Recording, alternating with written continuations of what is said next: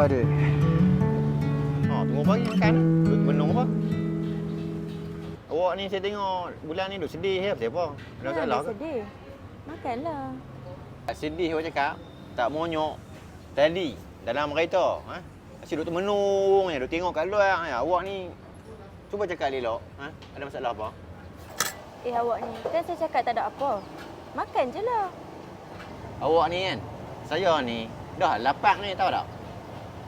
Hei, ni saya nak tanya. Awak ni dah betul-betul fikir ke nak kahwin dengan saya? Lagi 2 bulan je tau. Awak jangan macam-macam tau. Awak duk merepek apa ni? Kita memang dah nak kahwin kan? Lagi 2 bulan je. So, jalan je lah. Apa yang susah sangat? Yelah tu. Ke teringat act boyfriend. Sekejap, dia mau ni no. Yang buah dia pun tak pedas. Ika. Oh, apa kat sini? Awak malah duduk sini. Makan sekalian kami. Tak apa. Saya nak beli bungkus. Faham? Okey, makan. Ni bapak saya tunggu rumah dia sakit. Nanti kita jumpa hari nah.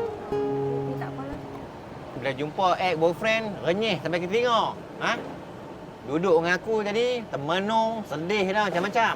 Hei, patutlah pun. Bawa makan. Nak marah-marah orang kenapa?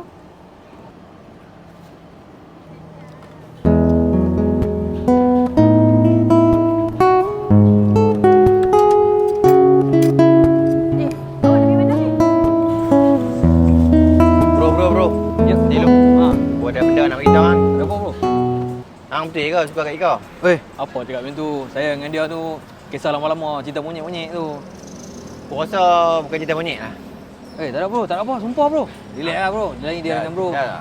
Aku sebenarnya okey je, tak ada masalah. Jom. Aku dah... Jom ikut aku. Apa bro? Ni makan bapak saya macam mana? Baik. Duduk ni. Awak kenapa ni? Duduk lah. Kenapa?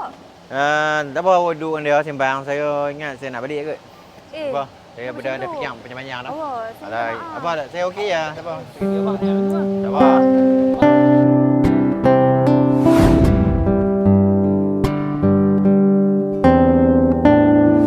Saya memang tak minta tau. Bukan masalah saya.